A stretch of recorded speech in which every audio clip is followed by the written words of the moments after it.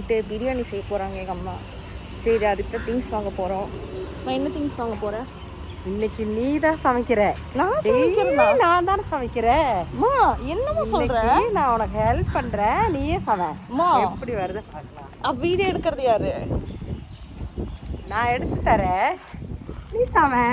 Vlog எடுக்கலான்னு பார்த்தா தப்பாயிடுச்சு. அது கண்டிப்பாக நான் தான் சமைக்கணுமா? ஆமாம், நான் எப்படி செய்கிறதுன்னு சொல்லி கொடுக்குறேன், நீ கற்றுக்க.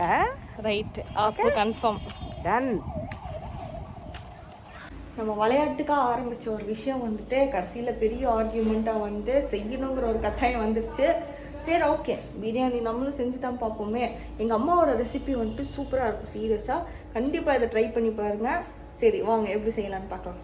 தேவையான பொருட்கள் பார்த்தீங்கன்னா பிரியாணி இலை, பட்டை, கிராம்பு, சோம்பு, கசகசா, ஏலக்காய், முந்திரி, புதினா கிள்ளி வச்சு கழுவி வச்சுருக்கோம், இஞ்சி பூண்டு பேஸ்ட்டு, தக்காளி சின்னதாக 2 கட் பண்ணியிருக்கோம், பெரிய வெங்காயம் சின்னதாக 2 கட் பண்ணி வச்சுருக்கோம், பச்சை மிளகாய், கொத்தமல்லி தழை, ஆயில், நெய், மஞ்சத்தூள், மல்லித்தூள், பிரியாணி மசாலா, கரம் மசாலா, கல்லுப்பு, கொஞ்சம் காரத்துக்கு மிளகாத்தூள், சிக்கன், அரிசி ஊற வச்சுருக்கோம், அப்புறம் கொஞ்சம் தயிர். அவ்வளோதான். அடுப்பை பற்ற வச்சுக்கோங்க. குக்கர் கொஞ்சம் ஹீட் ஆனதையும் எண்ணெய் ஊற்று. இது நிறைய வேணும், அப்போ தான் நல்லாயிருக்கும். கொஞ்சம் நெய் ஊற்று, 2 ஸ்பூன் ஊற்று. கரண்டியில் ஸ்பூனும். நல்லா எண்ணெய் காஞ்ச உடனே இப்போது பிரியாணி இலை பக்கத்தில் போடு, பட்டை, கிராம்பு, ஏலக்காய், சோம்பு, கசகசா, சோம்பு, முந்திரி எல்லாமே போட்டுரு.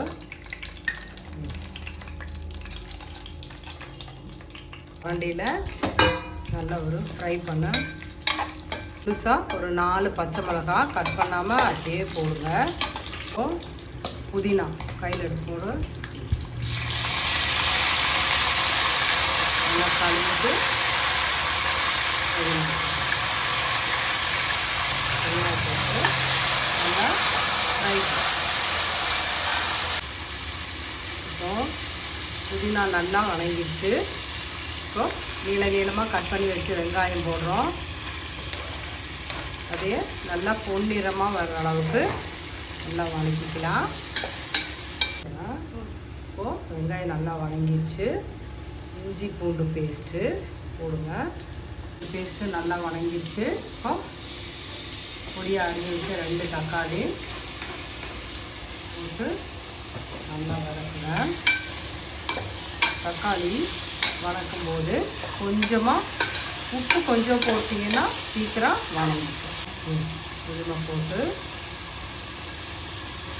நல்லா தக்காளி நல்லா வணங்கிடுச்சு. இப்போ பிரியாணிக்கு தேவையான சிக்கன் போடுங்க. நல்லா வந்து பண்ணுங்க. அதுக்கப்புறம் பிரியாணி மசாலாவுக்கு தேவையான பொடிகள் போடலாம். பிரியாணி மசாலா காரத்துக்கு அந்த மாதிரி போடுங்க. கரம் மசாலா கொஞ்சமாக போடணும். கரம் மசாலா, மஞ்சள் தூள் கொஞ்சமாக போடு. அடுத்தது மல்லித்தூள் இன்னும் கொஞ்சம் போடு. கொஞ்சமாக நம்ம வீட்டில் அரைச்சி வச்சுருக்க மிளகாத்தூள் நல்லா ஃப்ரை பண்ணி விடுங்க. கொஞ்சமாக தயிர் ஊற்றுங்க. போதும். அப்புறம் சிக்கன் வேகிறதுக்கான உப்பு போதும். கொஞ்சமாக தண்ணி ஊற்றி இந்த இஞ்சி பூண்டு அரைச்ச இந்த தண்ணியை ஊற்றிக்கலாம். சிக்கன்லேயே தண்ணி இருக்கிறதுனால தண்ணி போதும். குக்கரை மூடி வச்சு ஒரு 3 விசில் விடலாம்.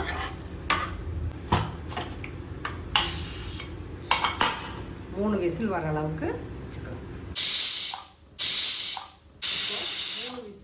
வச்சு அடுப்பு ஆஃப் பண்ணிடலாம். சிக்கன் வெந்திருக்கும். விசில் போகிற வரைக்கும் கொஞ்சம் வெயிட் பண்ணலாம். இப்போது விசில் போயிடுச்சான்னு பாருங்கள். மூடி திறந்து இப்போ சிக்கன் நல்லா வெந்துருச்சு. மசாலாவெல்லாம் அது கூட மிக்ஸ் ஆகிடுச்சு. இப்போ தண்ணி ஊற்றலாம். நம்ம இப்போது 2.5 டம்ளர் அரிசி வச்சுருக்கோம். அதனால் 5 டம்ளர் தண்ணி ஊற்றணும். அந்த கையில் ஊற்ற அப்படியே 5 டம்ளர் ஊற்றணும். 2 3 4 இன்னொரு டம்ளர் ஊற்றும்.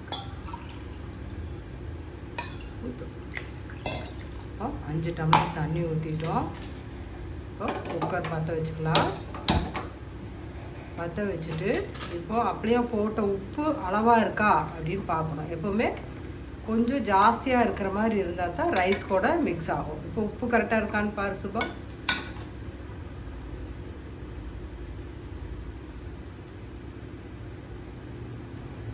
இப்போது சிக்கன் வேகிற அளவாக இருந்த உப்பு இப்போ ரைஸ்க்கு பத்தாது. அதனால் உப்பு போடுங்க. போட்டுட்டு நல்லா கொதி வரும்போது மறுபடியும் ஒருக்கா டேஸ்ட் பார்த்துருங்க உப்பு கரெக்டாக இருக்கான்னு. நல்லா இப்போது தண்ணி கொதிக்குது. இப்போ கழிஞ்சி வச்ச அரிசி பிரியாணி அரிசியை போட்டிருக்கோம். இப்போ அரிசி போட்டாச்சு. நல்லா ஒரு தளவி விடுங்க.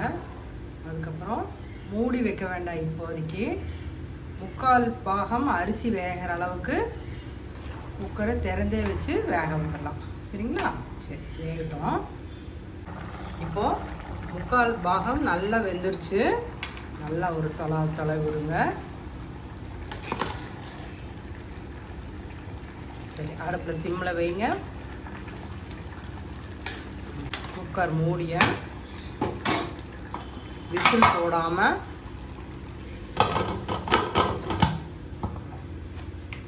மூடி சிம்மில் வச்சு ஒரு 10 நிமிஷம் வேகட்டும். இப்போ 10 நிமிஷம் ஆச்சு. அடுப்பு ஆஃப் பண்ணிக்கலாம். மெதுவாக திறந்து இப்போ பார்த்தீங்கன்னா தண்ணியெல்லாம் நல்லா சுண்டுடுச்சு. இப்போ கொத்தமல்லி தழை கட் பண்ணி வச்சுருக்கோம். இப்போ நெய் 2 ஸ்பூன். ரைஸை நல்லா தொலைவி விடுங்க.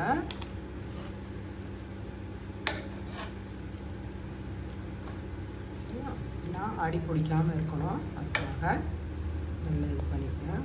சரி, இப்போ கொத்தமல்லி நெய்யெல்லாம் ஊற்றி நல்லா ஒரு கிளறிட்டோம். மூடி போட்டு வச்சாச்சு. நல்லா அதனுடைய சூட்லேயே ஒரு 10 நிமிஷம் இருக்கட்டும். மணி 1:30 ஆகுது. ஒரு 10 நிமிஷம் சாப்பிட ஆரம்பிக்கலாம். செஞ்ச பிரியாணியை டெஸ்ட் பண்ணுறதுக்கு இப்போ எங்கள் அம்ச்சி வீட்டுக்கு போயிட்டுருக்கோம். அவங்க கொடுக்குற எக்ஸ்பிரஷனில் வந்துட்டு நல்லா இருக்கா இல்லையான்னு தெரிஞ்சுக்கலாம். வாங்க போயிட்டு பார்ப்போம். பிரியாணி நீ எங்கே செய்ய கற்றுக்கிட்ட? நான் சின்ன வயசாக இருக்கும்போது எங்கள் வீட்டு பக்கத்தில் விஜின்னு ஒரு ஆண்டி இருந்தாங்க. ஹோட்டல் வச்சுருப்பாங்க. அவங்க தான் எனக்கு செய்ய கற்றுக் கொடுத்தாங்க. அடுப்பில் வச்சு செஞ்சு கொடுத்தாங்க. ஹோட்டலில் செய்கிற மாதிரி சூப்பராக வந்துச்சு. இன்றைக்கி போய் பார்க்கலாம் எப்படி இருக்குன்னு. சுபா செஞ்சது. அம்மா எப்படி என்ன சொல்கிறாங்கன்னு கேட்கலாம். வாங்க போய் கேட்கலாம். என்னுடைய பொண்ணு சுபஸ்ரீ ப்ரிப்பேர் பண்ண சிக்கன் சாப்பிட போகிறேன். சிக்கன் பிரியாணி எப்படி இருக்குன்னு சொல்லுங்க. முதல் வாயிலே சூப்பராக இருக்குது. எப்படி இருக்குங்க மிச்சி? பிரியாணிக்கு செம்ம ரெஸ்பான்ஸு. இதே மாதிரி சூப்பர் ரெசிபியோட அடுத்த வீடியோ போடுறேன். இந்த வீடியோ பிடிச்சிருந்ததுன்னா லைக் பண்ணுங்கள், ஷேர் பண்ணுங்கள், கமெண்ட் பண்ணுங்கள். மறக்காமல் சப்ஸ்கிரைப் பண்ண மறந்துடாதீங்க. Until then, bye bye from Maastha.